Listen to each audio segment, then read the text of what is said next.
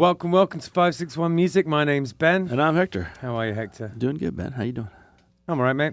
I just got solar power. I signed up to have this company, Solar Bear, put solar panels all over my roof. So I'm excited / terrified that they're going to destroy my house. And your roof is going to cave in. And when are they doing this? So they got to still pull the permit and everything. We just had to put the deposit down and stuff. So it'll be about 12 years. Yeah, exactly. Yeah. In 12 years, I shall be self-sufficient for power. No, I'm not getting the batteries or anything like that. What they do is you sell the energy back to FPL, and then you end up with like a net zero, like a credit back on your. Yeah, exactly. Okay. Yeah, that's how it works. That's not terrible. No, exactly. It's cool. So we have Ricky Bolufe here of Ricky Bobby and The Shake fame. Yeah, Bobby is a lot easier to try and say than that nightmare of a name that I actually have. So, how's it going? Good.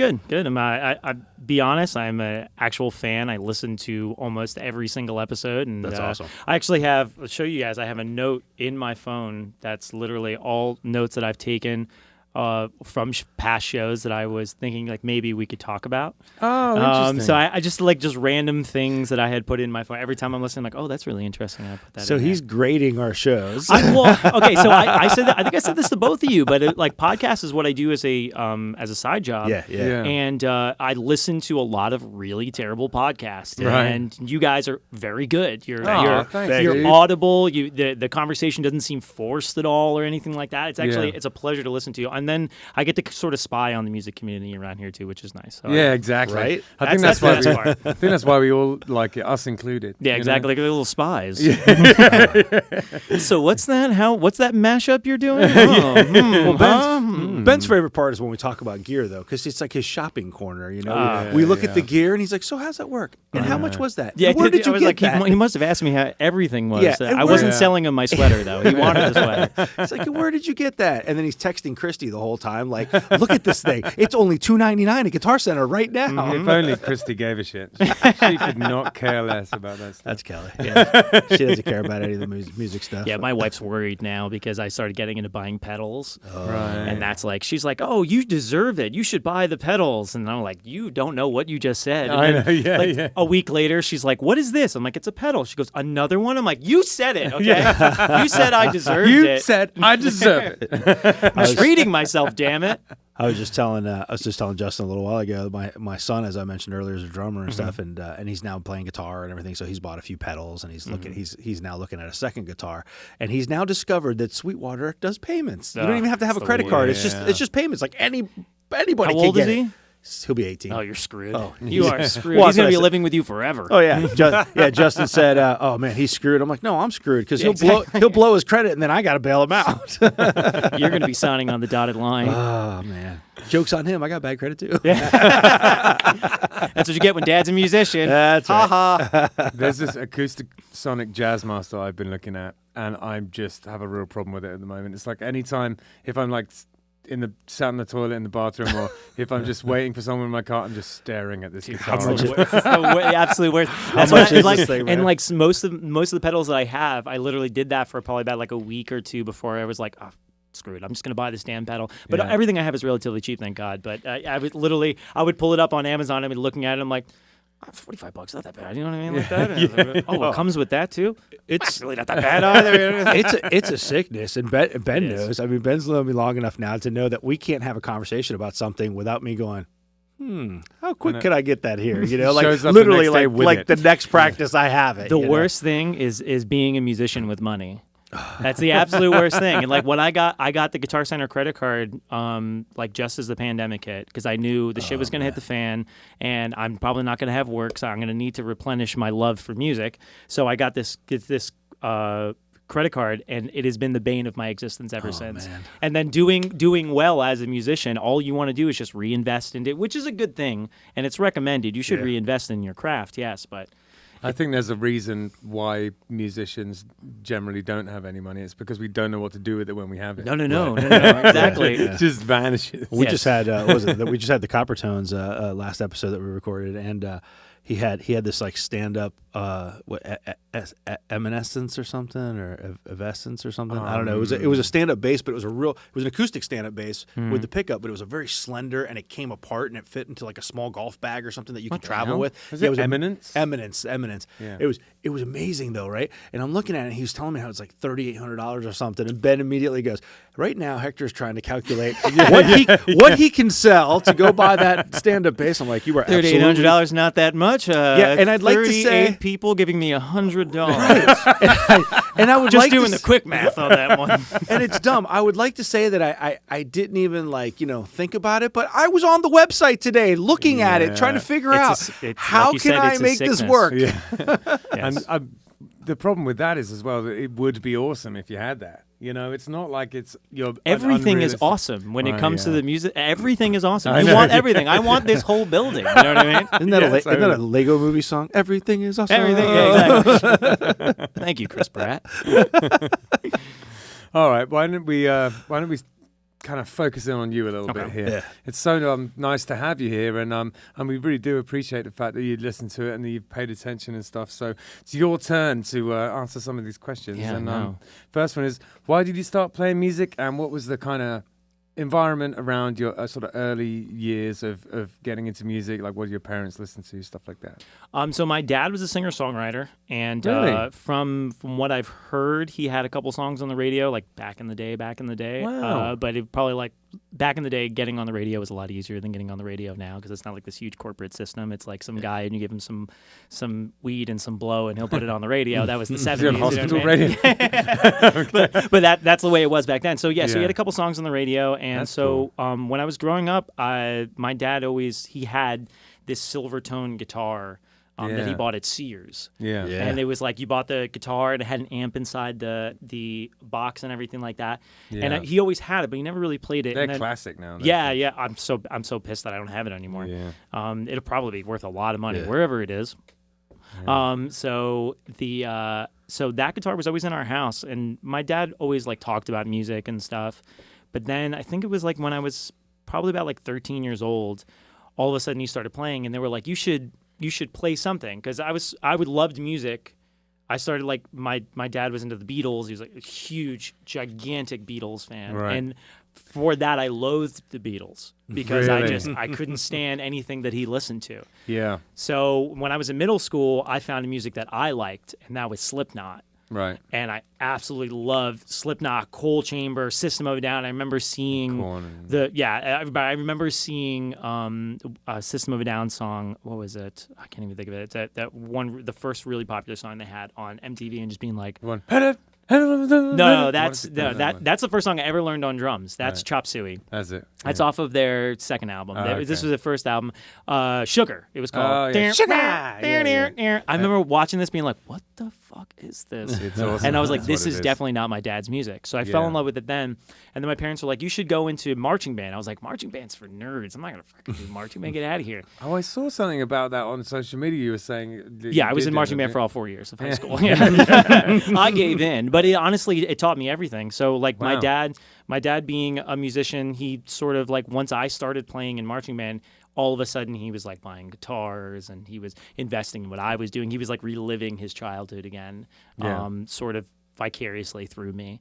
But that was like essentially marching band was the reason why I do what I do today. It's the reason why I'm a drummer. It's the reason why I have a work ethic like I have. I have for when it comes to music, like practice is huge to me. Yeah, man. Because that was the only way that I knew. Yeah. So, but marching band was probably the antithesis to everything when it came to Apart from the starting fact music. that there's a lot of members, the only way that it's similar to Slipknot is in many members. Yeah. Well, you're talking about, yeah. Well, see, my very first band I was ever in was a 4-piece punk band, and actually Dan Gutner, who played with Coppertones, he was the guitar player in that band, my very first band. Oh, that's fun. And then the next band that I was in was a ska band. Okay. Because I was in marching band, so it makes sense. I'm like, I know horn players. I know like Yeah. 1,000 of them.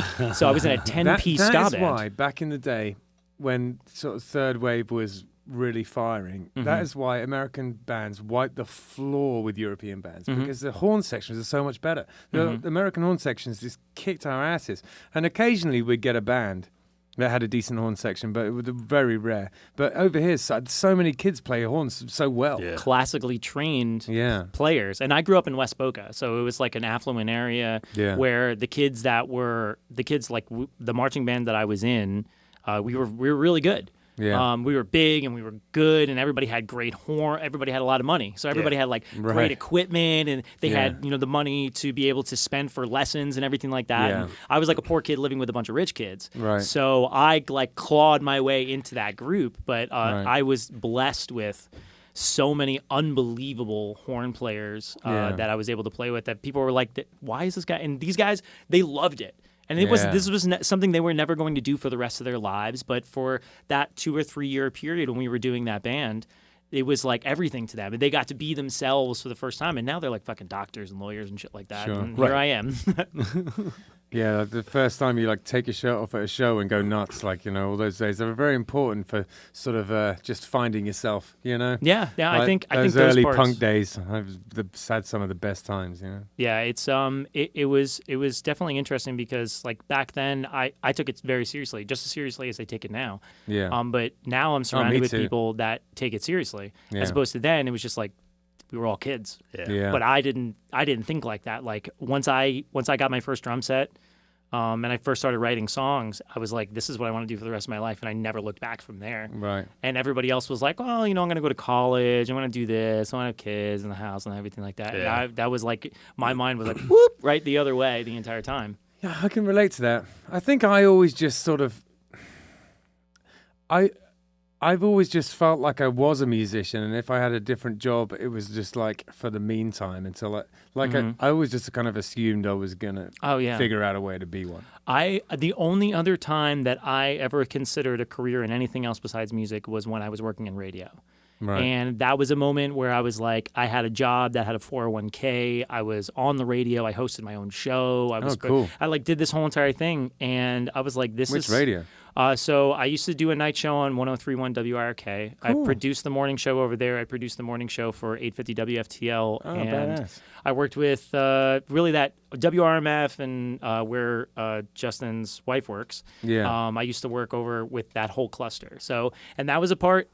It was a really cool. I mean, like I got to go to concerts for free. Yeah. We got to do all these amazing perks, going to Disney for free, going to Universal for free, all this crazy shit. And I was like, this is the best thing ever. Yeah. I get is to work? be around music my entire and like I'm not really at that time I wasn't really playing all that much. Right. But I got to be around it. I got to talk to musicians. I got to interview mostly country artists. Yeah. And I was like, this is what I'm gonna do. And then I got fired. Right. And I was like, well, I guess it's not what I'm going to do. I applied for a bunch of radio stations after that, and nobody ever responded to me. And then I just slowly slipped into playing into cover bands. And then that's sort of where, turned me into what I'm doing today, which I'm grateful for, because if I was still in radio, I probably would have slipped my wrist by now. How long's the like solo looper act been a thing? So I bought the RC505, my loop station, at the beginning of the pandemic when I got that Guitar Center credit card. That was specifically what I got the Guitar Center credit card for. Because you see people doing stuff and you kind of assume they've been doing it for like 10 years. But I guess when I saw you doing it, you'd been doing it for like 6 months. Yeah, at that point in time. Yeah. Yeah. And when I first got it, I didn't know that I knew about live looping until the pandemic. And then the artist that got me into it, I had listened to like 15 years before. His name DubFX from Australia. You know DubFX? Yeah. So I remember watching that YouTube video of him playing, I don't know, whatever song, he's a billion songs, but I remember watching and just being like mesmerized, like this dude, but he does it all with his voice. Yeah. So he has like an effects pedal that he puts his vocals through, and he does the beatbox, which was the least impressive part of everything he did. And then he did all of these chords and all, it was like mind-blowing. It's just the dude with the voice. It was all just a cappella? All a cappella, but go through an effects. I will send you clips of this dude. That takes balls, because I can do like 1 or 2 tunes like that, but like maintaining an entire, like if I had to do 3 hours like that, I'd be stressed out. No way. And this is the reason why I'm playing with the guitar now, is because that was my original intention. I was like, I'm going to be DubFX. Yeah, me too. I got Honestly, like a month in, and I was like, this was a fucking mistake. Like, I do not know how to do this. So, but watching DubFX, I was like, this is incredible. And so I bought that specific one because that's the one that he used. That's the one he endorsed. Yeah. So I was like, I'm going to buy this. not knowing it was like specifically a beatbox thing, and other people asked me about it. I'm like, yeah, I guess so. I don't really know anything about this thing. I just bought it, Right. because I wasn't sure when's the next time I was going to play in a band. Yeah. I was like, when the pandemic hit, it was just like everybody, like the band I was playing in at the time. My lead singer was immune deficient. My guitar player, his kid was immune deficient. Yeah. My trombone player, his wife was pregnant at the time. So I was like, who is it? What band is it? we were called Brass Knucklehead. Okay.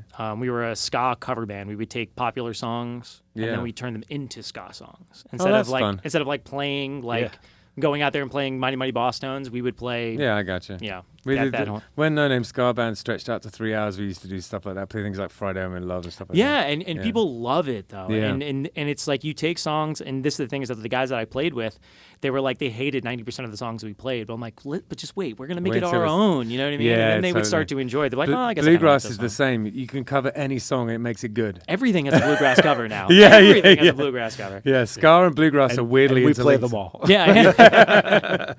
But yeah, so when the pandemic hit, I wasn't sure whether I was going to play with anybody again. So I Yeah. got that, and I was like, I have to try and build my own show. But at the time, I wasn't even thinking about doing covers. I was like, I'm just going to write originals. I'm going to be Dub FX. That was the whole thing. Yeah, Aside okay. from being Australian, Yeah. and so then my buddy and me, we actually started a band called Slightly Mighty, Right. and Slightly mighty. Slightly Mighty. I like it. And where I did everything with the keyboard and the 505, and then he played guitar. But we to this day have never I've been face to face with him one time since we actually started the project. Right. We've been sending everything through emails and just building it through emails. We have an entire album on SoundCloud. Wow. And we just built it all together because we were just writing, and that's how I got used to using the machine.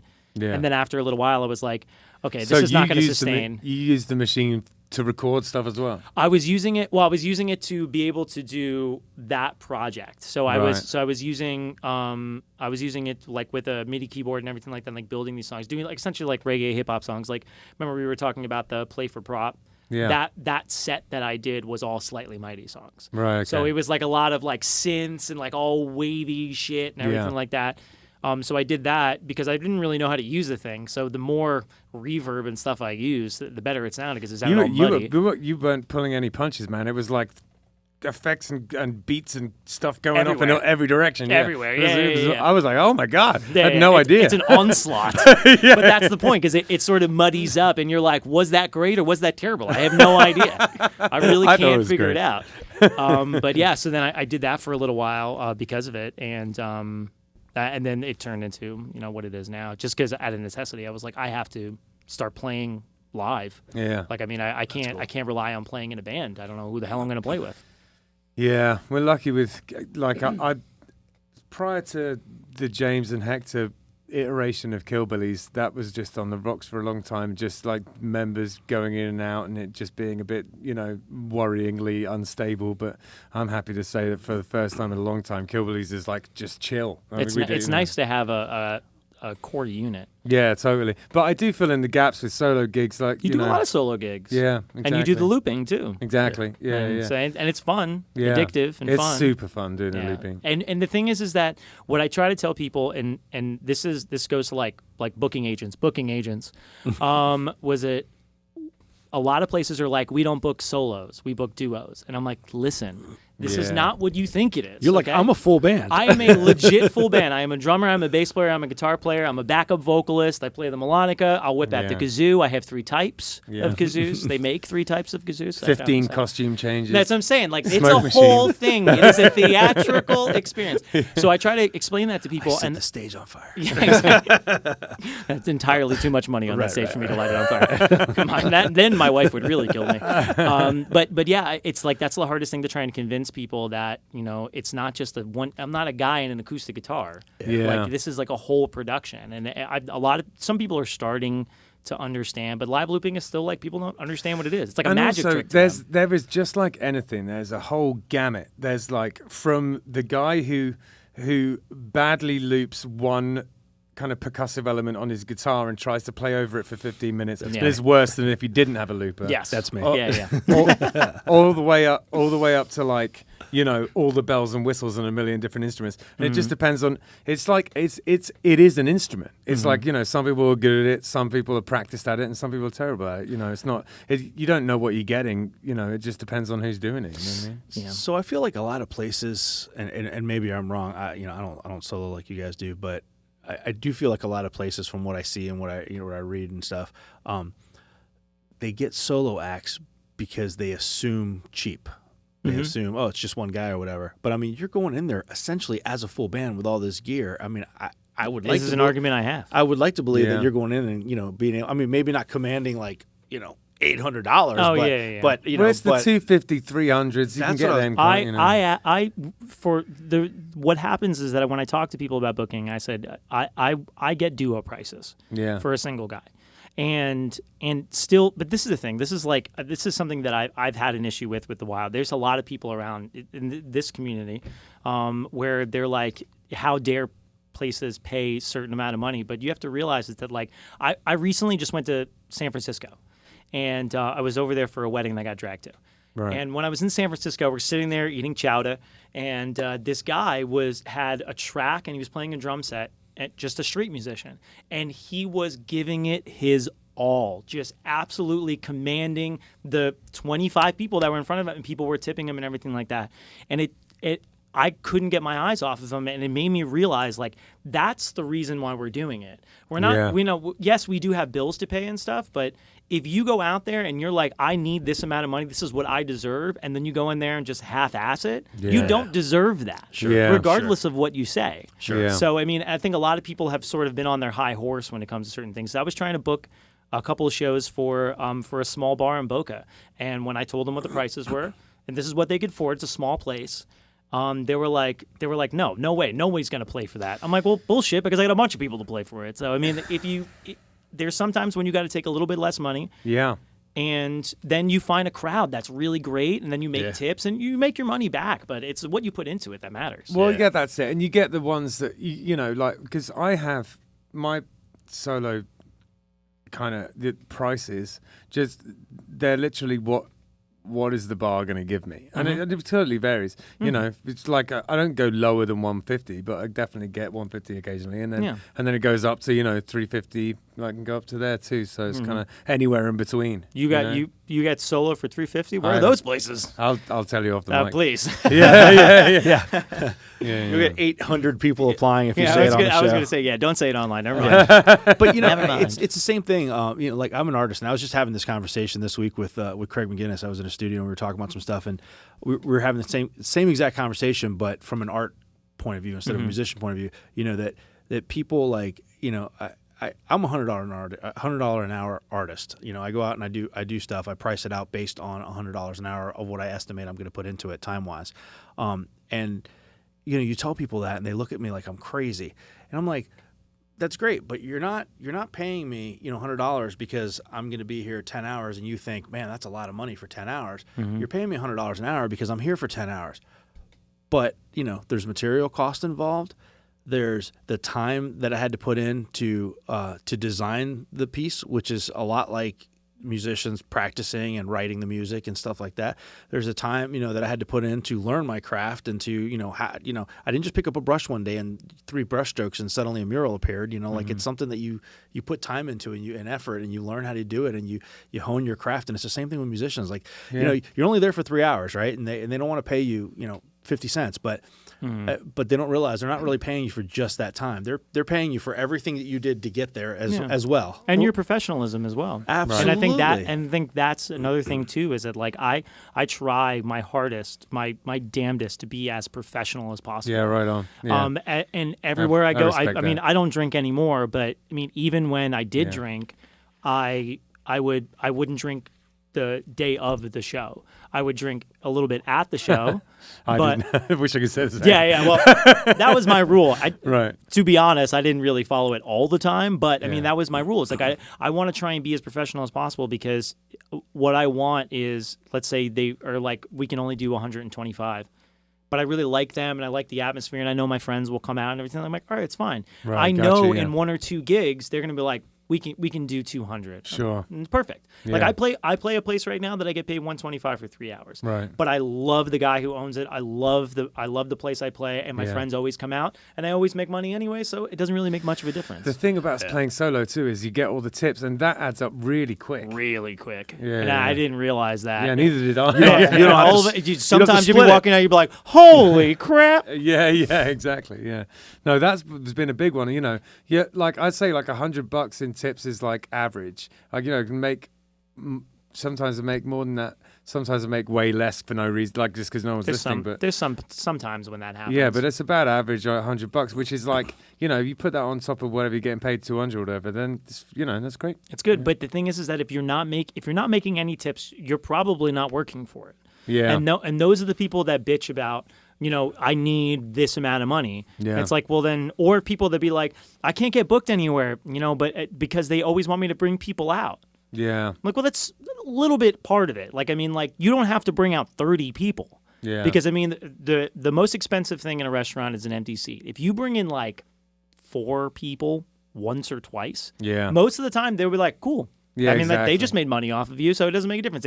They're all even and they're good. But people complain about that. But they're obviously not, you know, working it hard enough. You know what? It's just like anything in life. It's just you got to have the right attitude. You have a positive attitude towards it. Mm-hmm. Know that you're doing it because you enjoy playing music first and foremost. Yeah. And just approach just your dealings with other people and your dealings in life with a kind of positive attitude. Generally, things kind of, you know, rather than being like, oh no, this, oh no, Yeah. that, you'd be like, oh, what about maybe a bit more this? And Mm-hmm. I feel really good about this. Just, you know, if you approach things like Yeah, that, absolutely. I have noticed it's just a game changer. you Well, know? since I got sober, Yeah. that's sort of what changed everything for me, which Yeah. I didn't know that you were as well. So, well, once I got sober, it changed everything for me because, one, I was less depressed about literally everything. For sure. And because I felt less guilty. I always felt like when you're drinking and doing drugs and everything like that, you always, once you're back to sober, you're always guilty. You always feel Yeah. guilty about something you said or did or whatever it is. So yeah. That knocking sense of off, impending doom, like what did I do? That feeling, I hate that never feeling. not knowing what happened the night before, having the thing I was so sick of is being explained what I was doing or what I was saying. That was the worst, and it was always my wife. And I mean, she's unbelievable. The fact that she stuck it out as long as she did, and Yeah. and you know, luckily now everything's cool. But since I got sober, that's essentially what made this show. Yeah. It was I had more time. I wasn't spending all my time in a bar. Like I used to work but pre-pandemic, I used to work 5 seconds away from my local bar. Like the Right. one that I always go to. So I would always be like, oh, I'm going to take lunch. And I'd go over there and I'd be there for like 2-3 hours just drinking my face off, come Yeah. back, and then have to sit at work and sober up before I went home for dinner. Yeah. And it was just like, that was like a normal thing. Now, like I wake up at 5:30 in the morning. I walk 2 miles every morning. I Yeah, come right back. I on. do all my work, and then by the time my wife wakes up and starts getting to work, I'm running errands. I'm going to my warehouse and I'm practicing. I'm recording. Yeah. I'm in the bathroom writing because I don't want to bother her because that's a Yeah. nightmare. So there's this now. I have all this time. Yeah. that's not the one thing, consumed. isn't it? Is just time. Yeah. Yeah. So much time. Yeah. And it's really not. I really haven't seen that much difference in money. Like most people were like, "Oh, you must have saved a lot of money." Maybe. I don't know because I think I've spent it more. I've spent music more here on my now. music, but it's sort of like curated everything that I own. That is like I'm proud of what I do. Sure. I love what I do, and I wouldn't give it up for the world. And the one thing that I'm very happy about is that my sobriety led me to all of it. Yeah. Because I bought that thing before I was sober, but it didn't click until after. Yeah. And then once I had the time and I had the right headspace and everything like that, I was like, oh, it's just like all of a sudden just like everything opened up and it was like a totally different world. Yeah, I think that, you know, for me, I can totally relate to all of this because my solo set has come on leaps and bounds since I've been sober. It wasn't even really a thing prior to it. Yeah. It was like occasionally I'd do it just because someone would ask me, but it Same sucked. thing. And you know, and yeah, it's became a thing over the pandemic and in my sobriety, and it's because, yeah, you know, it's like with the solo set and the looping and everything, there's a lot goes into it. There's a lot of thought goes into it. A lot of kind of sort of critical thinking and quite sort of like scientific thought has to go into how am I actually going to do this. And you know, if you're waking up at like 1 p.m. with a hangover every day, you just don't have time to do it. No, no, because you're going out and drinking and whatever, all that stuff. That sort of wastes most of the next day. Yeah. And if you're doing it 4 or 5 days a week, then you're basically shot. Yeah, and then you have like your Fridays and Saturdays that you're playing. Like I was playing with my band and stuff like that, and I played with this country band. I was playing a lot, and I really was. Yeah. But it was just like I was getting into a situation where I would have my rule: don't drink the day of the show, but I would get wasted at the show. Yeah. When I wasn't having to control, like when I was playing with the country band, I wasn't like the quote unquote like leader of that. So like I didn't really have to worry about. I just showed up. You know what I mean? I just showed up and I played some drums and I got my check and I left. So that's why I was like, I'd booze it up. I don't give a shit. It's free. You know, like whatever like that. People buy us drinks. We're playing Kenny Chesney all night. Who gives a damn? Yeah. But you know, with other bands, it was a little bit different because I had invested interest in it. Yeah. So I mean, now because it's the only thing I think about. It showed me like if I would have just focused a little bit more on certain things, I probably would have been even further than I am now. Even though I'm super happy with where I am, I'm not mad about it at all. Yeah. Just wish I would have done it earlier. That's all. Yeah, me too. Look, yeah, tell me about it. But you know, I think that the other thing, the reason that it's been a lot easier for me to do sober is just the scheduling part of it. And I don't panic about stuff. Like, I'll give you an example. Someone asked me to do this thing. I had to play I had some country guitar lines how over did that tracks. Go? And like I had to just sort of learn 3 hours of music in 2 weeks. And I was like, you know what? I can do that. I'm just going to do it. And I would have, two things would have happened prior to me getting sober. I would have turned it down because I was just like, sounds like too much work. Or I would have agreed to it and then just done a terrible job of it because I didn't practice. I've done that so many times, getting hired and then just showing up and just being a disaster piece. But you know, I did my due diligence. I showed up, and you know, for what it was worth, it was pretty good. You know, you're a stronger man than I would have said no straight up. I would have been like, nah, it's okay. And I think that's also too another thing that I've learned. I've learned to say no with things that I'm just like I don't want to put the effort into it right now because I know my effort is used better other places. Well, there's some stuff in that country stuff that I wanted to learn, to be honest with you, because there's Killbillies is a big mix of stuff, and right now we're really strong in the Irish kind of section of the stuff, but we've been neglecting the Americana in the country, and I just wanted to see if there's anything in there that stuck, you know. Yeah, I mean, a lot of it's 4-chord stuff and super easy, and well, we kind of speed everything up and double time it and stuff, but it just you know, like I want some of those just sort of heavy hitters that, like, you know, that everyone knows, you know, because occasionally it's nice to drop some of those, and we do have them, but it'd be nice to freshen them up. Do you do whiskey glasses, Morgan Wallen? No, should we do that? Ooh, that's what I get that request all the time. Interesting. Morgan Wallen. All right, write that down. We'll do that one. it's a really, really good tune. Add it to the bazillion tunes with whiskey in the title. Yeah, exactly. That's country, man. 4 years in country radio, man. Like everybody dogs on country. Everybody dogs on country. And I understand it, but the people behind the veil of country music, they are some of the most clever, the best musicians. Like meeting all of these guys, like the bands that back up these artists that you know, they are top notch. Oh yeah, like absolutely the most professional. They love everything they do. They're so good. There's so many people that are behind the scenes in country music that are way better than anybody that you see on your screen or hear on your radio. Yeah, it's incredible. Yeah, totally. I was just earlier when you were saying you had all these kind of notes you'd written from all of our other episodes. One of the things, I think this would be quite an interesting thing to talk about, because I've been thinking about it lately, because I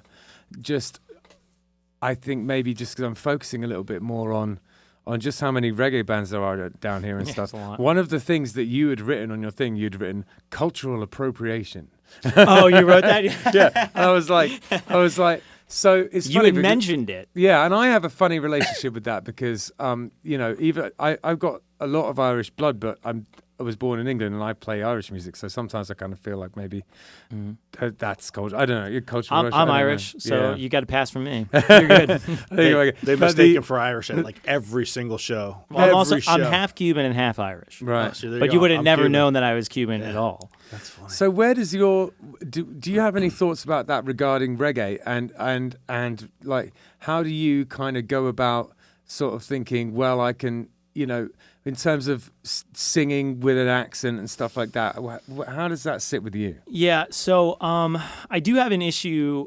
There's some people that I've encountered doing reggae that like really lean into it, and Yeah. they're like the you know, like the yes I thing. Like I get it every once in a while, this that and the other. But the people that are like every word is just like written in the this is how you act reggae handbook, like reggae Yeah, 101 yeah. handbook, and predominantly white dudes. And I'm always like, it always just like weirds me out. Like if you subscribe to Zion, if you subscribe to Zionism, and that's like your thing, cool. But if Yeah. you're doing it just because you're in a reggae band, that kind of weirds me out. But the Yeah. thing is, like that patois sound, I believe is part of the heart of reggae music, because Yeah. if you listen to I know you just can't do certain things without it. it's hard not to, because it's part of it's just like another instrument. Yeah. Because the rhythm is in the vocals, because Yeah. everything is doing chicka chicka. It's all 2s and 4s or just 3. You know what I mean? Right. So if you have came to over have and it was some- one fine day in the middle of the night, it wouldn't be reggae. that It's would be the Monster Mash, for Christ's sake. but that's the thing, is that it's a whole nother I'd pay to see instrument that's that, man. added. It's a whole nother instrument that's added with just rhythmically, and I try my hardest to not do it all the time. Well, you know what it's like. Everyone has their version of what they think is like enough without it being too much. Yeah. You know, and I think some people pull it off and others don't. But then, who am I to say? Who am I to judge? You know. Well, that's the thing too, is that like it's literally like I don't know. It's a really tough one, but I just know for me personally, like I've met people that just dive a little bit too deep into it, and I'm just like, okay, like I get it, but it's just like, Has anybody ever called you out on it though? me personally, yeah. no, there's everybody. I mean, like I have 2 hip hop albums. Like I've always been like the white boy that's been in hip hop and reggae my entire life. Okay, cool. So Right. it's like I've sort of just been hanging out in the shadows the entire time. So nobody's ever really called me out for it. But I see it, and I'm aware of it. It's not that I'm not. Sure. So like I said, I try not to, do too much of it, but every once in a while it's just like impossible to not, because you feel it. Like, I mean, like when I play, I dance. Like I can't help Yeah. it, because that's what the music does to me, Yeah. and that's what the music does to people, and that's sort of the point. Yeah, totally. One of my friends, because with Sonic Boom 6, there was a lot of we used patois sometimes, for some of the more reggae stuff, and like just recently, Barney, who's been used to kind of writing lyrics in that style and all that kind of thing, wrote something on Twitter that was a little bit of patois, and some people got mad about it, and and he had to rethink it. And I think it's just important to always remember that if it's not exactly what you are, you got to tread a bit carefully. Yeah, I mean, nowadays you do. I mean, I think that you can get away with it for the most part, as long as you're not. I mean, like I stay away from the like I don't do any of that stuff. I try and keep it as tame as possible. And I think if you do that, and you just let the sound sort of lend itself to the music, I think you should be fine. I really haven't seen too many people get called lending out about itself to the music. Exactly that. My favorite like ska artist is Chris Murray, and do you know that guy? He's a solo. You're just gonna love him when you find it. I gotta You're check gonna it love out. Yeah, I was hoping to hear about new music tonight. it's so. super like simple. It's just him and an acoustic guitar, and he was in a band called King Apparatus that were a third. I know ska King band. Apparatus. Yeah. That sounds familiar. And then he then after that he just went solo, and he's been solo for a long time. I've known him ever since I was back in England. He used to come over to England. He was on Moonscar, and so were we. And we used to do Moonscar Records? Yeah. Is that the one? Is that the Pie Tasters record? Record Toasters. Toasters. Yeah. And there was a Moonscar Europe. Oh, there was. Yeah, and was run by this guy called Lol, but that's closed down now. It's not a thing anymore. But American Moonscar's still there. But yeah. Anyways, he used to come over and we'd tour with him and stuff. But and he just, if you if there's such a thing as having like a perfect amount of like knowing how to do that. In my head, it's Chris. He just nails it. Yeah. So anyway, with the right amount of peppering just on top. using language to serve the music only. Yeah. You know? Yeah. Like I mean, kind of not getting past that point. Yeah, really. because it's still like the music sort of calls for it at points in time, and you got to know when and where it's appropriate. Yeah, exactly. Especially now. It just takes a bit of intelligence, I think. Yeah. I mean, like there's like I have songs, reggae songs, where I don't have any like tinge or any accent to my voice, and then there's some reggae songs that I have a little bit more of an accent. It sounds a little bit different than me, just because that's what either inspired the song. Like I was listening to like a Toots and the Maytals song, or something like that. But if I was listening to fucking Ballyhoo or something like that, it's gonna sound like white boy reggae. Yeah, because that's what inspired me. But if it's patois that inspired me, then it's naturally going to come out that way, just because of my songwriter brain. It has to fit into that space. Yeah, totally. It sounds that you're putting in a row to make a piece of music. So yeah, exactly. Like you said though, the sounds and the way you do it fits the music. Yeah. And only if the music asks for it. I'm not going to force anything into it if it's not necessary. Sure. And I also thought, I want to repeat that, like, I literally am not the gatekeeper of who's allowed to do what in this world. I don't know. But I think it's an interesting question that I don't think enough people ask, because there are probably some people that are breaking the rules on that pretty heavily, and nobody's saying shit about it. Yeah, totally. And I've experienced a few of those people, and somebody should say something at some point in time, but sure shit is not going to be me. Absolutely not.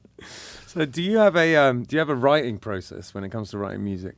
I don't know. I think it's kind of hard. As time has gone on, different things have gotten me to write.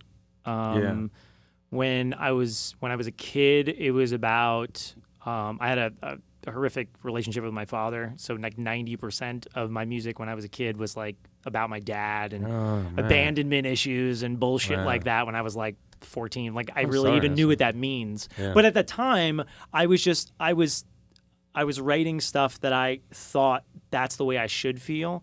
And then like 10 years later, I'm like, okay, I probably was the right feeling, but the wrong way to express it. And then that turned into, I was up until really, I don't know, I think my dad was probably a subject of almost every song I wrote, probably up until I was like 25, 26, something like that. Yeah. 33 now. So it took me a while to really shake that. But that was like the source of everything. But it would just literally be a conversation.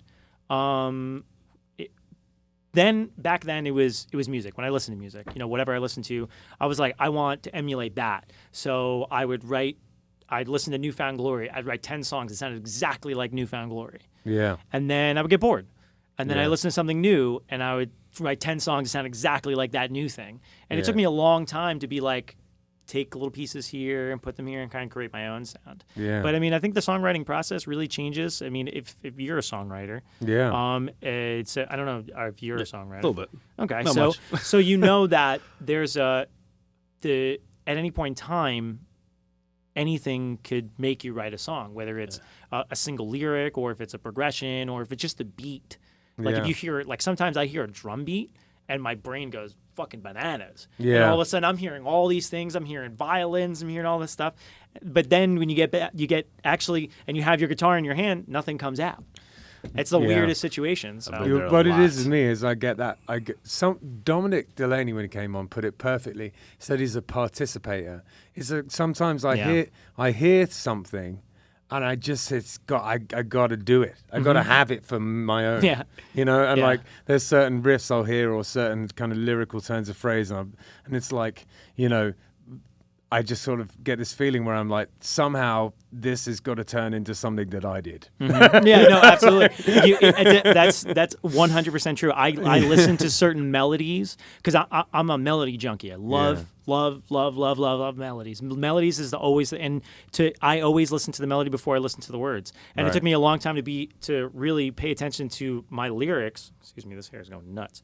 It took me a long time to pay attention to my lyrics because I just really didn't give a shit about them. I was just like, as long as it's catchy, I can sing Watermelon 15 times, but as long long as I do it in a catchy melody, you're going to sing it back to me. Yeah. So it doesn't really matter. And in all reality, that's how everything works. Fucking Baby Sure. Shark, for Christ's sake. Yeah. So, but that's the world we live in, and we've always lived in. It never mattered what the lyrics were. Yeah. And but the people that are able to write good melodies, Like songs like Wonderwall, they're just not about anything. you it's know? not really about anything. But then there's some songs that have beautiful melodies and they have great messages to it. Like one of the things, how me and Dominic became friends was over Frank Turner. Yeah. And I'm going to go see him on Friday. at Fest. Yeah. So jealous. There's a bunch of bands.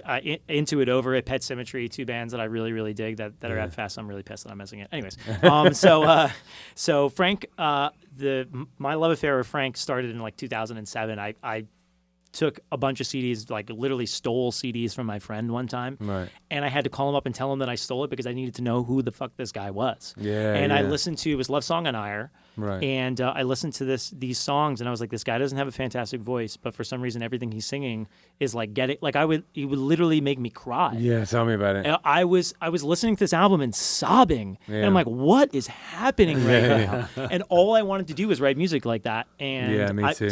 To this day, still haven't been able to do something like that. Yeah. I feel like eventually down the line, I might be able to find something, but it's so hard to get something that's a beautiful melody and emotion. Have you ever heard that? I don't know if you would have done, and you probably haven't, but just out of curiosity, have you ever heard of a song that we wrote called Honesty? Mm-hmm. You ever heard that song? I'll play it to you later.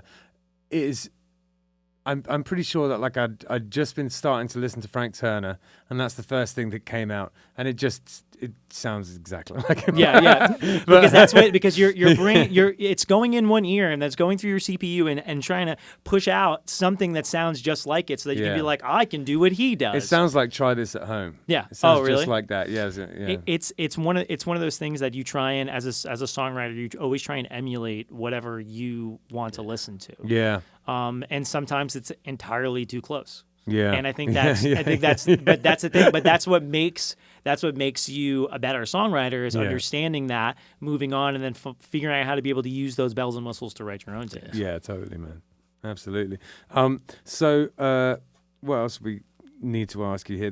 I already know the answer to the question, do you practice? And it is yes, and a lot, by the way. Yeah, I literally practiced today. I'll be honest, like I was actually sort of nervous because I like when I was in I don't know, after I graduated high school, I got the opportunity to open up for Bowling for Soup at Revolution. And it was a absolutely sold out thing. It was unbelievable. Not nervous at all. Huh. 2 people in a room, fucking terrified. I don't know what it is. I know what you mean. Small little intimate things, I'm terrified all the time. Yeah, I did the same thing. Yeah. I did the same thing. I was in a Nirvana tribute with Justin, and sometimes we'd play to 500,000 people or whatever, and, over on Clematis or the Kelsey or whatever. And, tons of people. I could just look out, and it was just like they just kind of all melded together. It was just one ball of people, Yeah. you know. And you're just up here doing. But I'll play stare. Yeah, but I'll play at a pub or something with Killbillies, and I mean, maybe there's 50 people in there or whatever, but it's like, but it's a pretty large room or something, so they're pretty scattered. Yeah. And it's like I try to smile and scan the room, but I find that I'm locking eyes with a lot of people, and then I get panic mode, why are they staring at me? Yeah. What did I do? What did I do? Is my fly doing? Down? What's going on here? Yeah, I've definitely got a kind of a thing that I do where I just defocus my eyes so that I don't end up looking directly at someone. Every now and again, I will purposefully engage with people, but most of the time, I'm kind of looking just in between 2 people, Well, I focus and I'm like, call me. No. My rule is sound. I from the most part, are paying attention because I have a lot going on in my soul set. Yeah. So, but a lot of times I'm usually have my eyes closed and I'm just going whatever. And then when I hear a reaction, that's when I open my eyes. Oh. And I sort of focus, where was that? Yeah. And then that's because I think one of the things too is that the great thing about doing solo is I tried to write a set list for myself one time. Disaster. That was such a dumb mistake. I have a song that I know that I start with, and then I gauge the crowd. All right, they kind of like a little slower stuff. All right, let's do another one a little slow, and then just sort of go as it goes. So my whole set is based on where I'm playing. I'll never play the same set twice because it's how people react to it. Because if people like the older stuff, then you're going to play more of the older stuff. If they like the newer stuff, you're going to like the newer stuff. It's like a lot of times I play like full sets that I play a bunch of originals, and everyone's like, I'm like, really? Okay, cool. And awesome. I love places like that you could be able to do that. But I think it's just like if you're focusing on a reaction all the time, it's sort of tough. I don't care if people don't clap. Also, you can't treat these 3-4 hour gigs the same way as you would like a concert, because it's not building up to a crescendo at the end. You might have 3 or 4 gigs within the gig. You know what I mean? You have like the early crowd where sometimes you just background music. Then maybe it'll peak massively in the middle set, you know, and then the last hour sometimes you're just kind of like riding it out, dwindling out. I played a show at a kava bar that booked me, and they paid me decent money and everything like that. It was like a really small place, and I played for 3 hours straight because the crowd loved it. And I was like, why am I stopping? I'm here to entertain. I play at cover bars too. I quite like it. Yeah, and every once in a while that'll happen where I'll do my first set.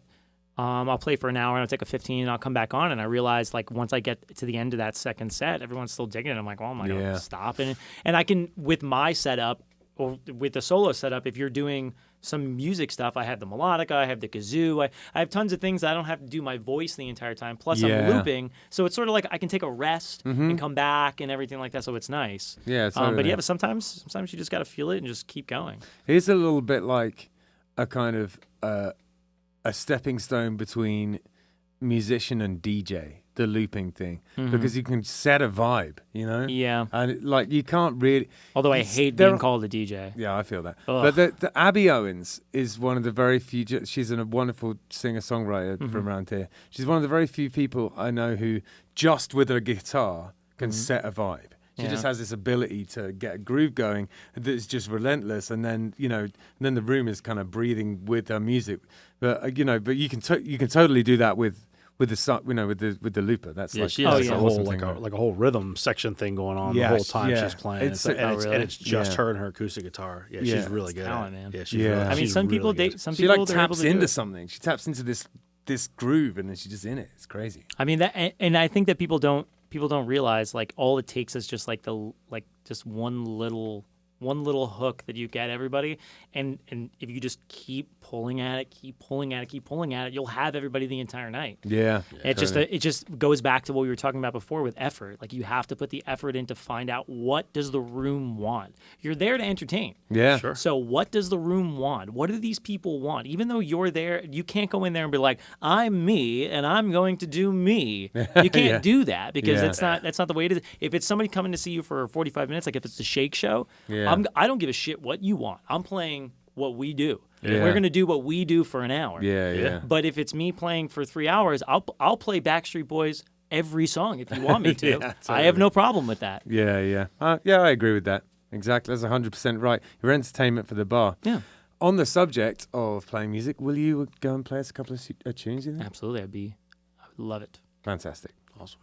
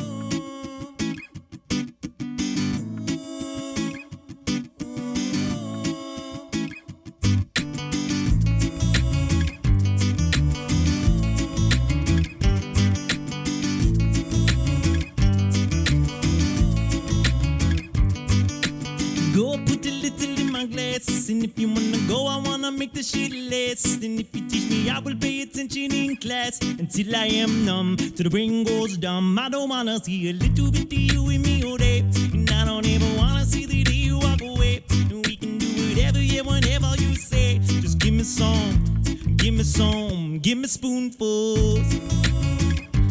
sugar, sugar. Now be sugar, sugar.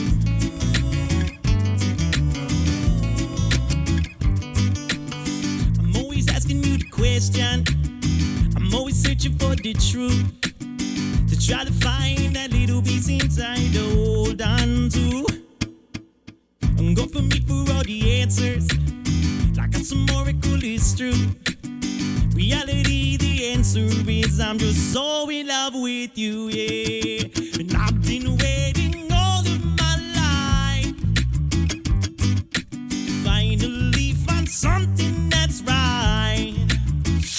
So God, put a little in my glass. And if you wanna go, I wanna make the shit last. And if you teach me, I will pay attention in class until I am numb, till the brain goes dumb. I don't wanna see a little bit of you in me all day. And I don't ever wanna see the day you walk away. We can do whatever, yeah, whenever you say. Just give me some, give me some, give me spoonfuls.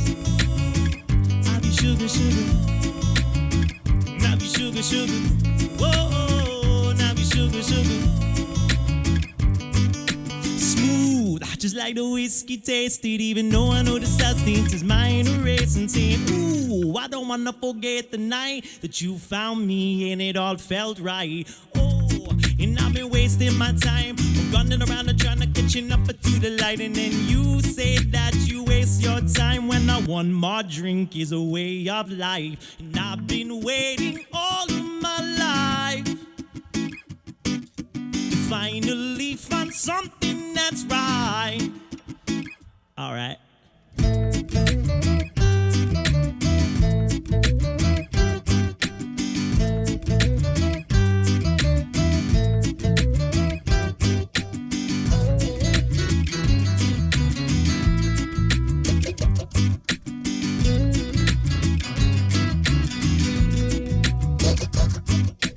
Go put a little in my glass. And if you wanna go, I wanna make the shit last. And if you teach me, I will pay attention in class until I am numb, till the brain goes dumb. I don't wanna see a little bit of you in me all day. And I don't ever wanna see the day you walk away. And we can do it every year whenever you say. Just give me some, give me some, give me spoonfuls. I'll be sugar, sugar. I'll be sugar, sugar. Whoa, now be sugar, sugar. Yeah, yeah, yeah. Oh.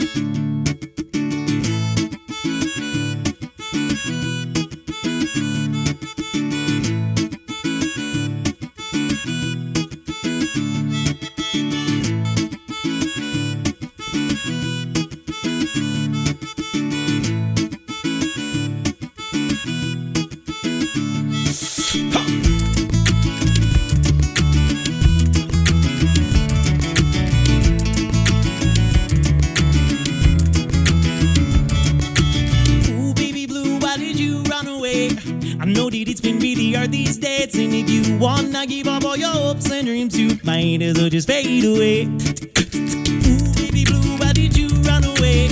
I know that it's been really hard these days, and if you wanna give up all your hopes and dreams, you might as well just fade away. She's young, ain't got no among the socially leader where she coming from. Oh, she knows she has to fit in somehow, but that's not to overcome. Who got her head, so everybody said, which I guess is good. Well, who ain't compared to being ignored, which she was on the floor. None of them so overcare. Oh, oh, ha! Ooh, baby blue, why did you run away? I know that it's been really hard these days, and if you wanna give up all your hopes and dreams, you might as well just fade away. Ooh, baby blue, why did you run away? I know that it's been really hard these days, and if you wanna give up all your hopes and dreams, you might as well just fade away. Nah, nah, nah, nah, ho!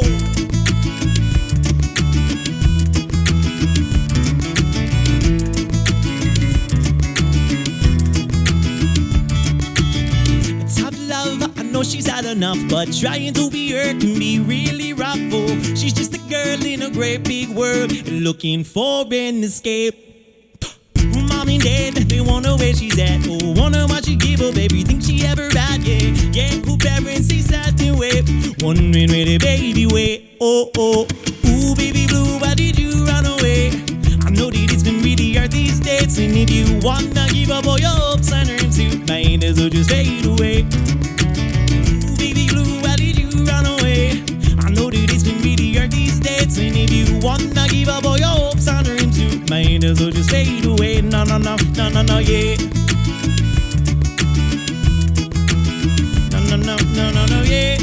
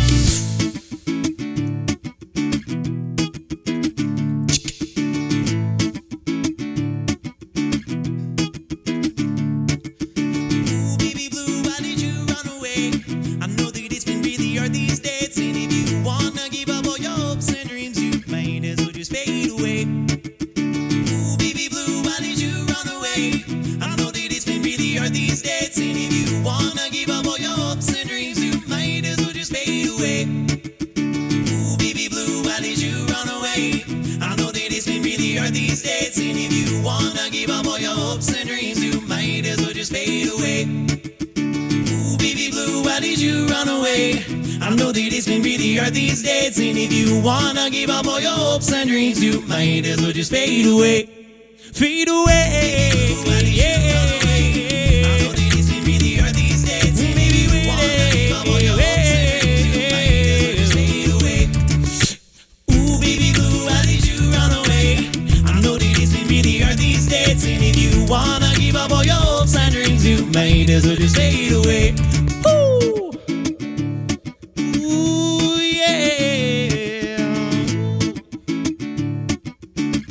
Try one more time. Ooh, baby blue, why did you run away? I know that it's been really hard these days, and if you wanna give up all your hopes and dreams, you might as well just fade away. And that's it. That's the whole kit and caboodle. Cool. Am I good? Yeah. Cool. Yeah.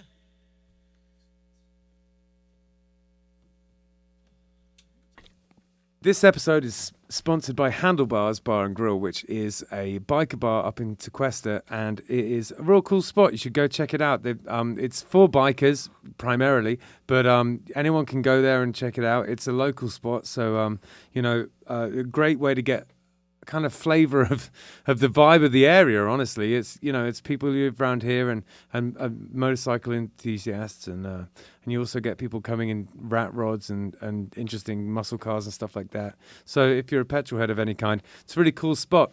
Also, if you like good food, it's a good place to come. Bernsey does a great job behind the grill there, and we've got music every Saturday from 6 to 9, and we do a bike night on Thursdays, and that is from 6 to 9 as well, and it's the second Thursday of every month. Second Thursday, yeah.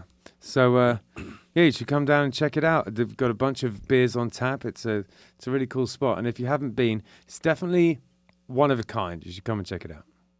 Cool. All right. So, can you tell us a little bit about the songs that you played? Wait, before he does that, I just have to ask, like, it looks like you have like 12 arms like an octopus and you're just like, going back and forth. Like, it was ridiculous. The coordination was just ridiculous. Yeah, it's amazing.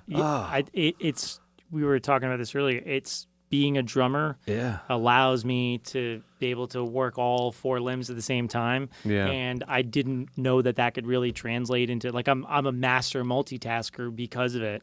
Drumming, yeah. And just so I was able to translate that skill to this. Yeah. Which is a lot of fun. And that's like we were talking before, not only is it music, it's to some people who don't know what it is, it's like a magic show. Like they don't know what's happening. Yeah. And then like the melodica which comes is like out both a good and a bad thing, because sometimes they don't realize that you really are doing something hard and awesome, Well, yeah, because that goes back to what we were talking about. Like, I hate being called the DJ. Yeah. Like, I'm not a DJ, okay? Literally, nothing existed audibly until I got here. It wasn't like I brought a pack of CDs with me. Yeah, I literally created in front of your face. Well, it's funny. You were setting up and you were pulling some stuff and you pulled out the stand and then you put the looper on there and stuff. And, in the looper, the pads on it are like circular. So it kind of looks like one of those little, Yeah, DJs. that one's a little bit tough. Yeah, and I'm looking at this thing and you're setting up or whatever. And I hadn't noticed the guitar yet in the corner. And I thought, God, for some reason, I thought I remember him playing a guitar. Like,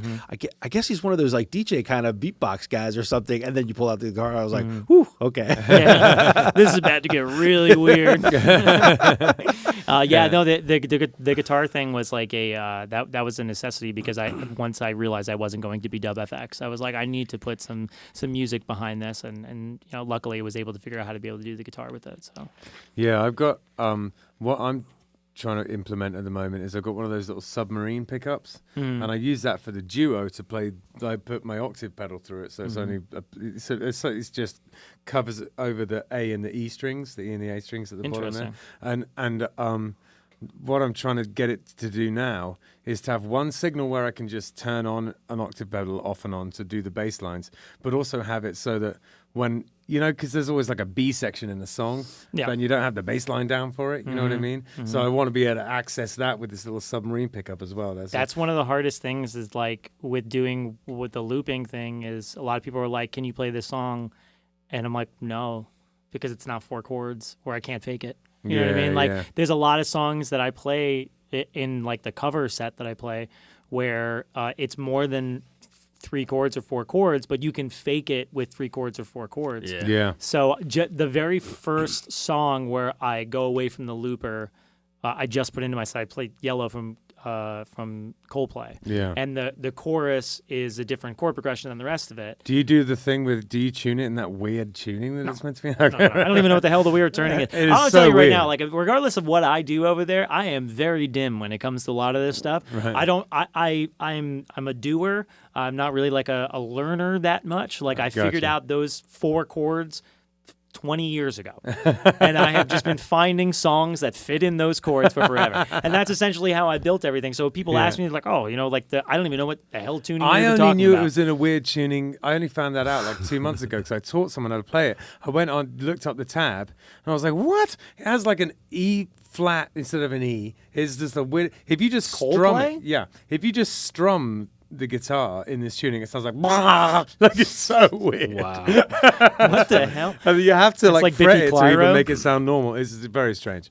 Yeah. I had no idea because it doesn't sound like that. It sounds like and because you think Coldplay, you think like C, G, A minor, F. Yeah, you know what I mean? Like, I never assumed that Coldplay would do something weird like that, I guess. Yeah, I guess they're a band, so I mean. Yeah, after this, I'm gonna tune the guitar to it and show you. It's so strange. I'm very curious now. Yeah, somebody asked me about that too. They're like, do you ever think about tuning your guitar differently to make it easier to play songs? I'm like, I don't know how I can make it easier to play any of these songs. Right. Like, I literally, like, every song that I play is like the easiest version. There's a lot of bands a lot of cover bands that'll do like a half step down so you don't have to sing as high. Yeah. But then I find that you got to sing lower. So what's the point? Yeah, there's tough ones. Like, I always have to figure out what I did a long time ago is I used to write all these songs and I would blow my voice out singing them. And up until recently, I was like, every song I write, I need to make sure that it's in my key. I've just started doing that because I'm so sick of. I've got all these super high songs. Yeah, I'm so sick of just blowing my voice out. And if I can't find, and like some songs, like Somebody I Used to Know, Go TA. Yeah. So that song, it's either you sing it entirely, it's too low for me, or it's entirely too high. Yeah. It's a perfect song. I can put so many weird, cool things into it and really make it like a real experience for you to watch with a looper, but I can't fucking sing the song. So it's out. You know what I mean? It's like I try to do it really high, but then I have to take a nap after. And then the low, it's like you can barely hear me. I'm not Luther Vandross, for Christ's sake. So it makes it sort of tough with some songs. But It'd be a killer podcast if we did have Luther Vandross on here, right? I'm just saying, work on that, Ben. Yeah, I've been. He probably has a home in Florida. Most people do. Well, everybody does. Yes. Yeah, Ben gave me a looper pedal, and I was to play around with and stuff. And I've been kind of quasi half putting together a solo act. And my shtick is that my cover songs are all like 80s new wave stuff. Dope. And it's fun, but I'm finding kind of like what you're saying. I'm having to navigate these waters of like, this is a badass song and I want to put it in, and it's very recognizable and everybody's gonna love it. Mm-hmm. Shit, there's 3 parts to it. How am I gonna do that with this loop pedal? Makes it very tough. But you find out as you're playing through songs. Like what I do is, even if there's different parts, I will just play the same chords and just try to sing the parts and see if there maybe sonically fake it a little bit, sort of makes sense a little bit, or if you just like you can do that to Cecilia. You can just play Cecilia over the 1-4-5. And there's a bunch of tunes like that. Exactly. Yeah. And the other thing I was going to say about that is you don't always have to have a bass line either.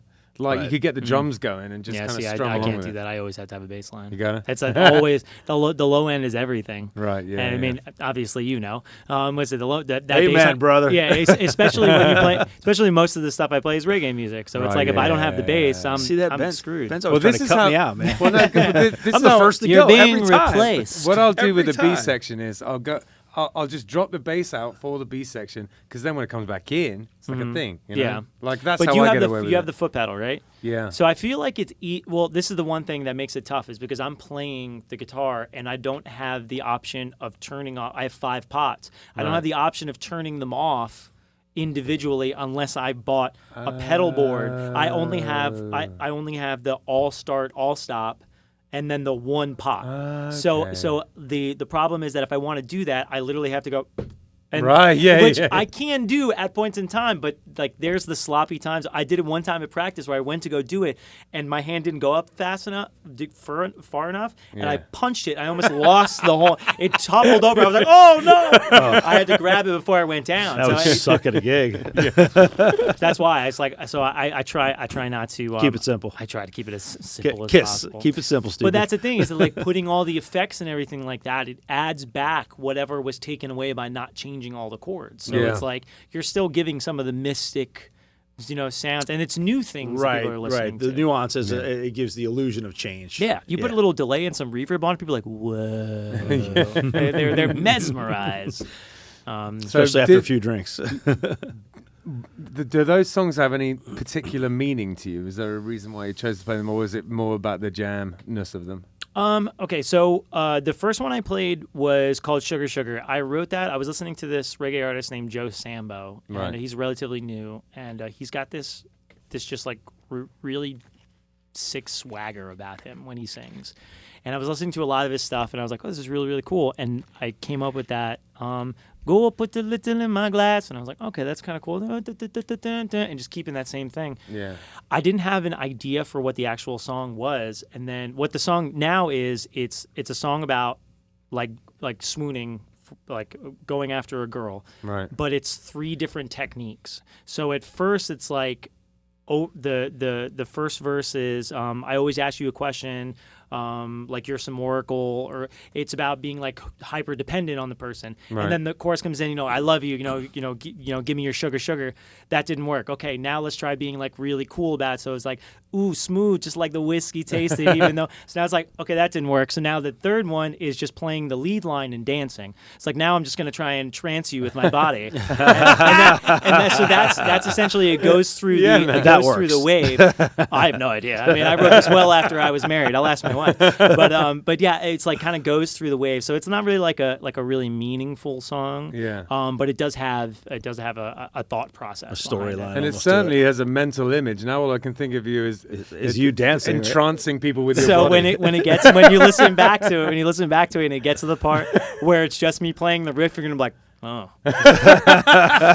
now this is awkward. Ben's gonna text me about 3 a.m. tonight and go, I can't unsee this. Yeah. Even though his midsection is covered, I can still see him gyrating. How is he doing that? I can't unsee it. Yeah, because I love. I mean, like the music that I play, I love my music. Yeah. And I love dancing to my music. And right up on. until recently, I didn't do it in my show. And then now it's like, I want to be able to get all wireless everything and just walk around and dance, because once I start moving around, people start moving around too. So the thing is, like, entertaining people. Yeah, for sure, man. Yeah. So that song is essentially like that. The second one, Baby Blue, is just a tune that I wrote.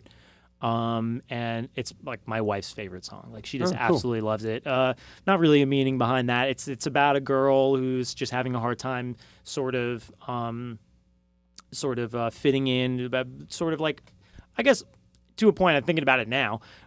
When I grew up, I was in high school in like with a bunch of rich kids, and I was like lived in the poor section of the rich neighborhoods. You know what I mean? Right. Yeah. So it was sort of like you're always trying to fit in. When you're in school, everybody's sort of normal, and then outside of it, people go home to their mansions, and other people go home to their shacks, but they're still in the same school district. So it's like it's a story about a girl who's just trying to sort of find herself, and then she runs away, and you're wondering why, because it seems like she has everything, but nobody really knows what's going on underneath the surface. So that's sort of the story. But I mean, once again, not like. I gotta re-listen to it. That's got some meat to it, that one. Yeah, I mean, I try to, like I said, like I wasn't really focusing on my lyrics a lot up until probably about like a year or two ago. I got really serious about it. Probably like, I don't know, 5 or 6 years ago, I was like, I need to write some like real poetry, and those songs will never be heard by anyone. They were horrific. I was trying to use all different. How I lust after you. Dude, the words. No, this is. I don't know if you've ever been through this period in your songwriting career, but have you ever gone to the thesaurus to write? The source. The thesaurus. Yeah, absolutely. Thesaurus, Okay, yeah. so that was, and I was like, I literally had a rhyming book and I had a thesaurus, and I was like, I gotta find better words. I don't know what I was thinking, because a song like "Ooh Baby Blue, Why Did You Run Away?" Perfect. No fancy words, no nothing, but it's a good melody, and it's got a little bit of a story to it. So I learned this late. It probably finally hit home about 5 years ago.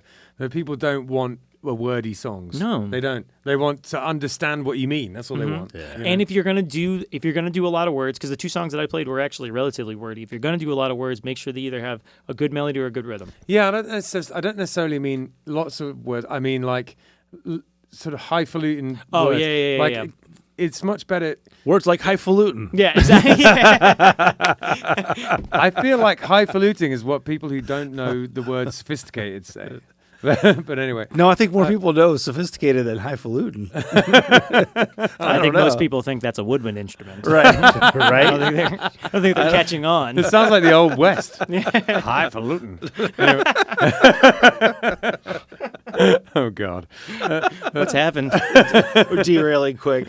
Yeah, but so getting back to that, what I was trying to say is with writing songs,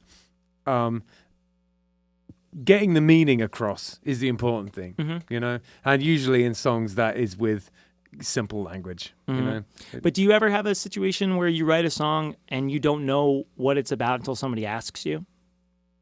Sorta, yeah. They generally aren't very good songs though. Mm-hmm. Like my best songs are ones that I know what they're about pretty much from before I started writing them. Yeah, I think there's when you put a lot of thought process into it, I think maybe you might trick yourself into thinking that, because there's a lot of times when I didn't realize what a song was until after I wrote it and played it and everything like that, and somebody goes, "Well, what's that about?" And after I sort of think about it, I'm like, just like what just happened right now Yeah. with Baby Blue. Like I didn't even make the correlation of poor kid living around around a interesting. bunch of rich kids. I didn't think about how that correlated to me. Yeah. I just thought that was just was just the box I was writing in. Yeah. But it just so happens that it actually is sort of autobiographical to a point. Yeah. I have got quite a lot of like automatic writing style song ideas on my phone that aren't about anything, and every now and again I'll go into them and pinch lines for other stuff. You had a really good line. I wrote it down. Hang on. Oh, cool. You had a really good line. She cries in cap locks. Okay, in caps lock. It caps locks because her tears fall in the key. You said that, I was like, damn. You ever hear something and you're like, I wish I it could was have wrote that. mine. Yeah, I could have wrote that. Damn it. That's yeah. exactly what what song was awesome. that? It's Fair Weather Friends. Oh man, you said that line and I was like, damn it, that's good. Oh, that's awesome. Yeah, that was. I had to write it down. I was like, it's going in the list. Yeah, that's one of my better ones. We're playing a festival in a couple of weeks. 2 weeks. Yeah, we got to play that to see if we can pull that out of our asses. Yep. Yeah, we That's haven't a played good that one in tune. a while. All that your whole solo thing was really good. It was. Oh, thanks, man. It's like you. I mean, both of you guys are fantastic. You know what you were talking musicians. about with. You know what you were talking about with. Do you ever use different tunings to make it easier? Mm-hmm. When I'm doing that with nothing do. else, I do. Yeah. I was gonna say because I was watching you and I was like, that's not standard E. I don't know what the hell he's doing. I was doing C, G, and you then- sit there and tune it. Yeah. I don't have the patience for that shit. But it's crazy. When we're at a show, like it blows my mind. He's sitting there, like we'll finish a song, it's like ringing out, and then he just reaches up and goes, Oh, by ear, and then starts playing the next song, and I'm like, Get outta here. Where's the tuner? Yeah, Get outta here. yeah. He's got Yeah. perfect pitch. It's ridiculous. You do? Yeah, he does. He'll tell you he doesn't. You but know it's what? blessing I and a curse, have huh? really good relative pitch.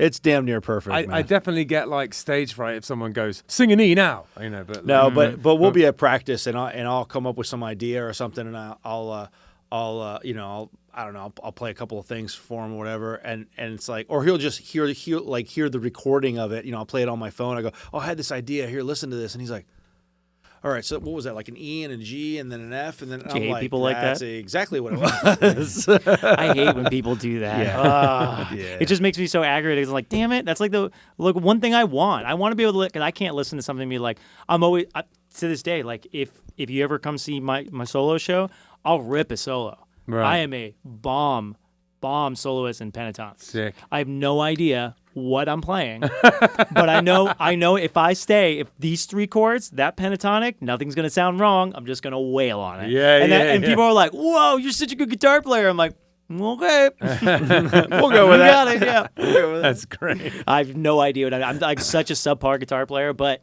I make up with it gusto. I guess. That's awesome. Well, I think you got a lot of flair on the guitar. Actually, I was watching you play online the other day, and you I think you're very good at it. But thank anyway, you. let's have a look at some of your gear. Let's get into that part. So Behind curtain number one. here we go. Can you tell us what about the Well, that's Rubens? a guitar pick. Yeah. So we use those on our guitars. That is the RC 505. That is the loop station pedal. The not a pedal. It's a hand loop station, and it's the brain of my entire show. So the RC 505 is what came after the 303, which is the pedal version of it that everybody uses now, and it was primarily made for beatboxers. That's the reason why it has faders on it and everything like that, and all the things for your hand. On the top left corner, I don't know which people will see. You'll see it says input effects. It has 3 pots, A, B, and C, for input effects that go directly on all 5 of those inputs, depending on which one is selected. And on the other side is track effects, which takes over the entire thing. So you can be able to add reverb, delay, distortion. There's 100 different effects on there. Yeah, cool. And then on the other side, they have filter, they have a beat repeat, which is dope.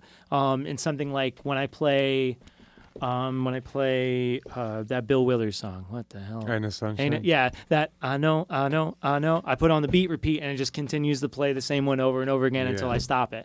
So That's cool. that's useful. But the greatest thing about this is being a drummer, being a songwriter.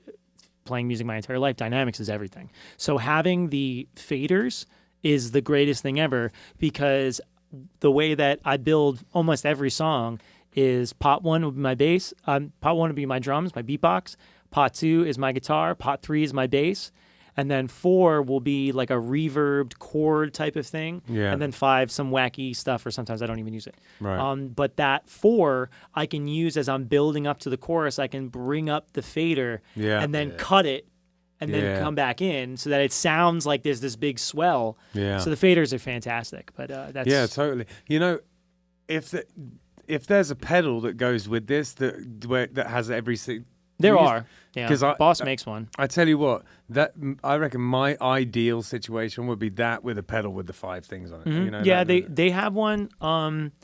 I don't know what, like, I have the 2 pedal version of it. So that's what Right. I use is the FS6, and the Yeah. FS6 has an A and a B, and you have to buy a certain cable for it to work. I think it's on your pedal board actually. Let's bring it yeah. up, Justin, if you don't mind. I think so. Yeah, it's in that FS6, Boss FX6 in the bottom left corner.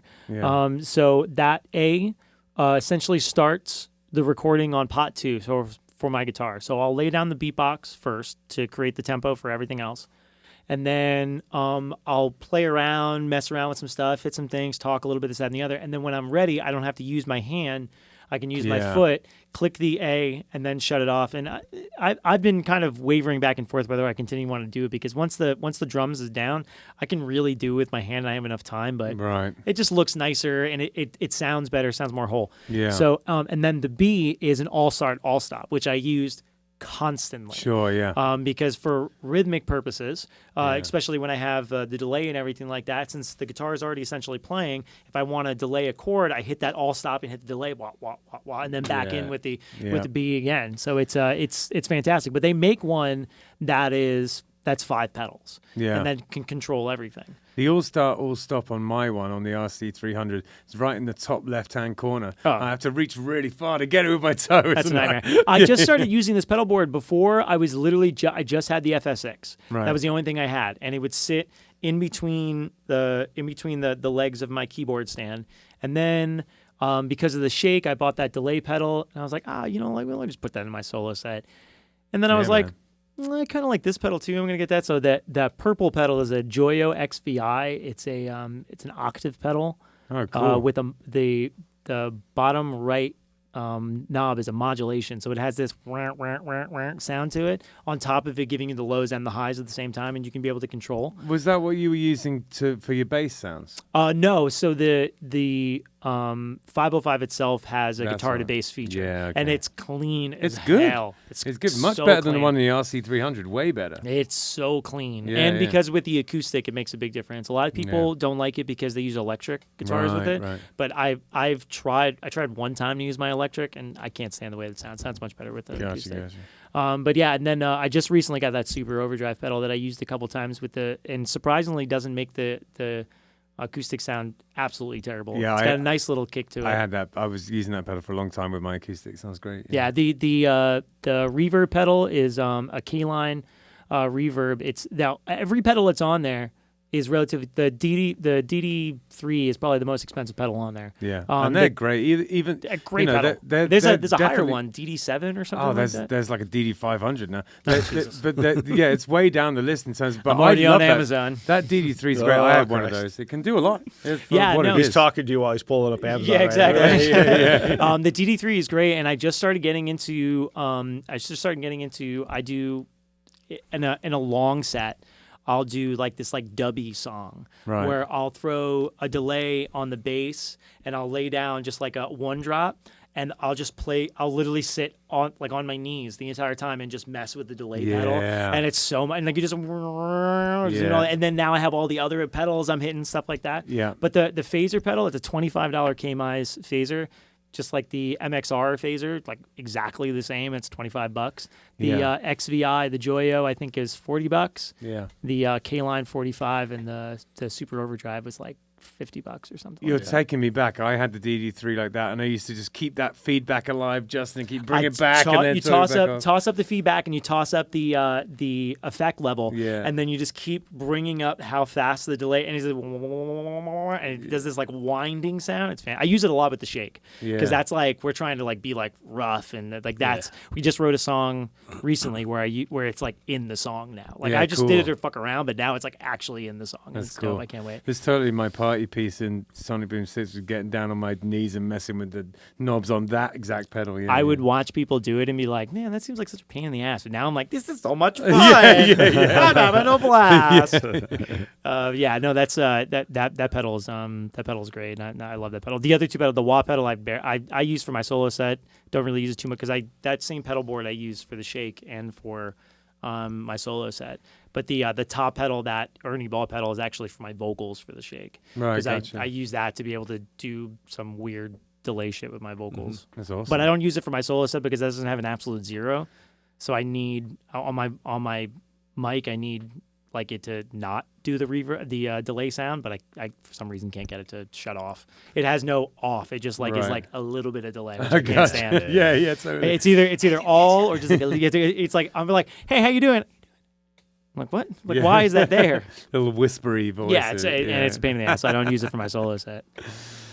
I tell you what, I've had so much fun talking to you today. Yeah, this is great. You're an Yeah, man. ebullient man, just brimming with talent, and it's so much Thank fun you. to have Thank you. you so much. I really yeah. appreciate it's been it. a blast, man. Yeah, absolutely. And just hearing you play and and just knowing the fact that you listen to the podcast and you care about it, that means a lot to me. I really appreciate that. Yeah, you know. I'm telling you, man. Like it's been great learning about the other people in our community and everything like that. And Yeah. I've been really focused on trying to be more a part of the community. And Yeah. And that's why, like, when you asked me to do this, I was like I've been taking notes way before you asked me to do that.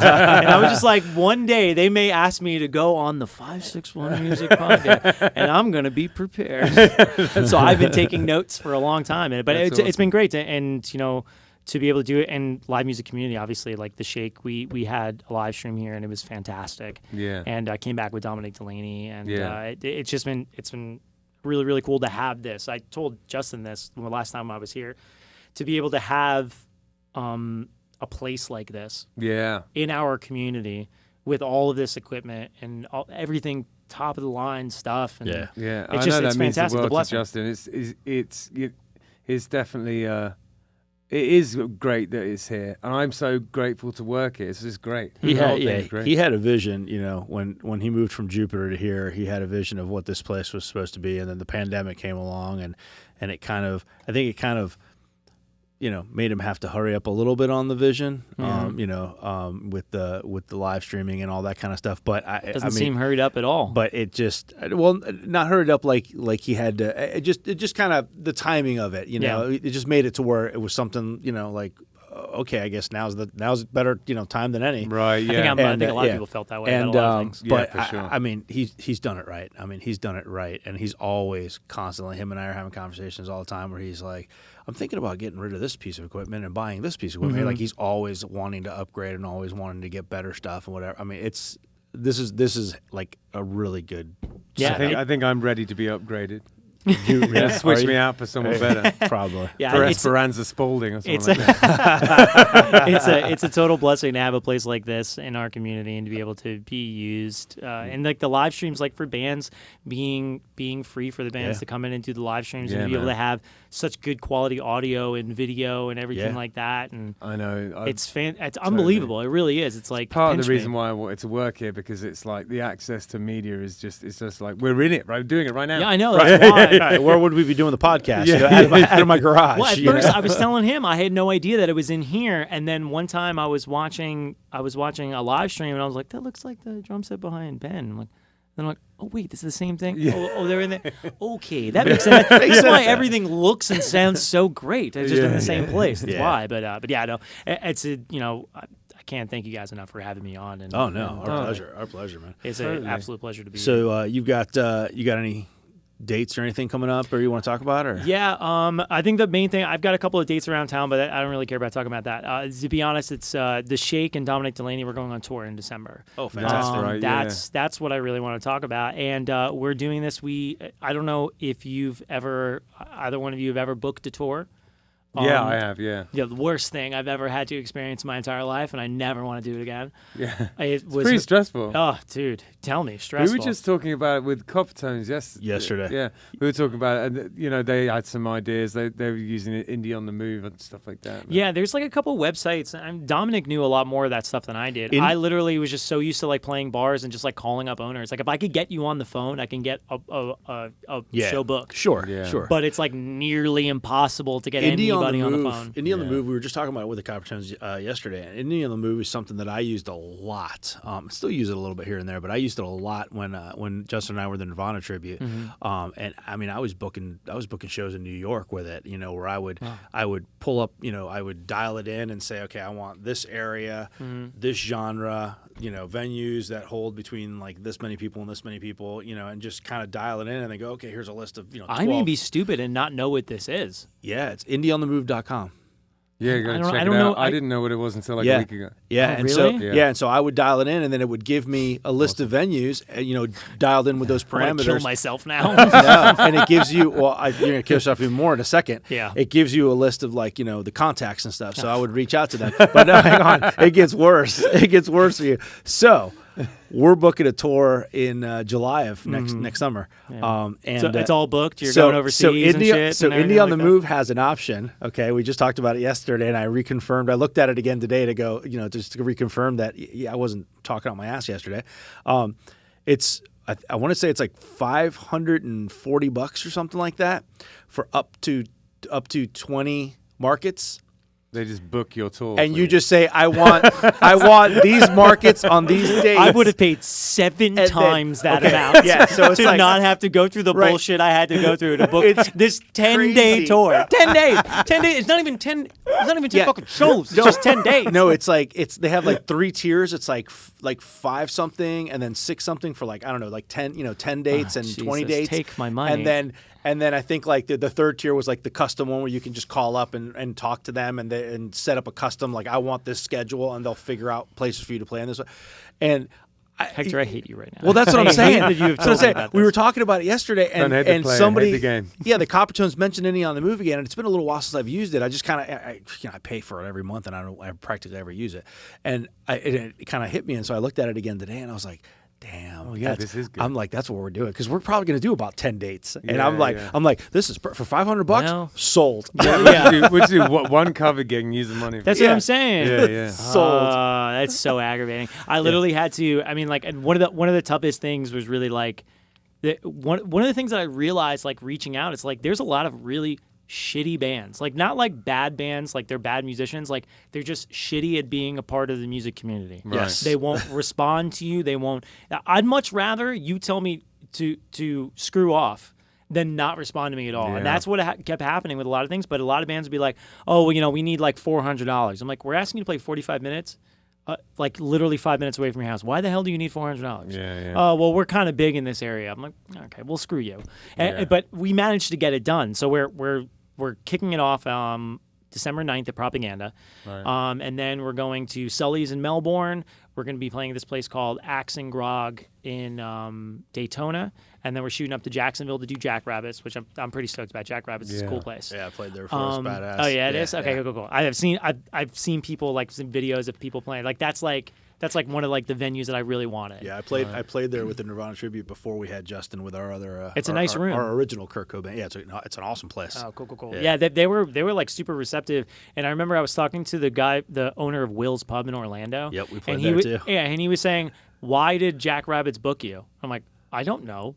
He's like, "Isn't that a big room?" I'm like, "I don't know." Like, he just said yes. So I got a funny side story for Will's Pub. Justin and I were playing there with the tribute, and Is this the one where they yeah. So the place, if you've been to Will's I've never Pub, been there, okay, so yeah. it's really narrow. I mean, it's like it's really narrow, but it's really deep, and the bar is way in the back. So this place was packed. In fact, I think it held like 250 people, and they sold like 280 tickets. Oh, nice. So like it was packed, and like you couldn't move. Like we were up on the stage, and that's it. We couldn't leave the stage because you could not walk in that room. And about halfway through the show, Justin goes, "Damn it, I'm really thirsty," and I didn't think to get a bottle of water. He goes, "I don't suppose somebody wants to pass me up some water." Sure shit enough, the bar guy pours a glass of water, and they crowd surf a glass of water all the way up to the front of the room and hand it up to the stage to Justin. I It was if that was the hilarious. first time they did it. I don't know, but we have it on video, and it was amazing. That's amazing. That's so cool. I'd never heard that story. In current times, that would never happen. Oh, yeah. By the time it got to you, you'd be like, no, I don't know about this. Yeah, that's a cool play. I wanted to play there really bad, but it was just we couldn't. I talked to the guy, but I don't know, it was just like one of those things. It's not huge, but it's a cool room. Yeah, I mean, it's like the place that I see like bands that I've been really into lately. Yeah. That's where they're playing. Yeah. Like that's sort of what I wanted to do. But after the Jackrabbit show, we're playing at this place called Archetype in Jacksonville, which is actually a live stream venue. Okay. Which I was honestly like I talked to Justin about that. Justin's like really into that concept. I don't know if I mentioned it to him. I'll be honest, but it was like one of those things where I was looking for. It's like a Tuesday, and I was like, we're not going to be able to get a gig on a Tuesday, most likely not. So I was like, let's just find a place that would let us to set up, and I have everything that we can be able to hook up and do a live stream. And this guy's like, oh yeah, no, we're a live stream venue. I'm like, oh, okay. So that worked out. Cool. Yeah. I just have to pay the sound guy. So I'm like, all right, yeah, pay your sound guy, no big job. So we're doing that, and then we're coming back down the West Coast. But we're doing this thing called the $10 Holler Tour Fund, because the reality of it is it's very hard to tour. And when you're an original band, it's really hard to get money for your tour. Sure. So what we're trying to do is that we have a Venmo set up, and it's a TDH Tour Fund, at TDH Tour Fund, and we figured out for everybody to make what they're worth, plus to pay for our merch person to come and a photographer to come, everybody do all their stuff, afford to take off work and everything like that. The idea was to get 1,000 people to give us $10. Right. Which doesn't seem crazy. Right. 1,000 people? We probably figure that out. So 10 grand was the ultimate. We're never going to get anywhere fucking near that, but that's the idea. Yeah. And then so if people want to donate, they can donate whatever, but you know, like it doesn't have to be $10 that's a or worthy anything like cause. that. Getting you guys on the road. Yeah, so that's the thing. We're doing December 4th, the Saturday before we leave, we're doing at Prosperity Brewers, we're doing a punk rock car wash. So we're going to try and raise money doing that Are way. you going to wear your bikinis and stuff? I might have to break out my sexy on the Speedo. windshield. I got the dry rating back, but yeah, so we're going to try and do as many things as we can to be able to raise some money. So we're trying not to sleep in shitty hotels and trying to eat while we're out there and everything like that. But also, like, some of us have day jobs and we have to take off, and some people have paid time off and some people don't have paid time off. And like if I miss a couple weekends, that's my pay. This is what I do for a living. So it's awesome, man. And it might just stop the gap because the next time you go out, maybe you'll get more money and won't need. Like it's really like the first couple of years is the hardest bit. With the band.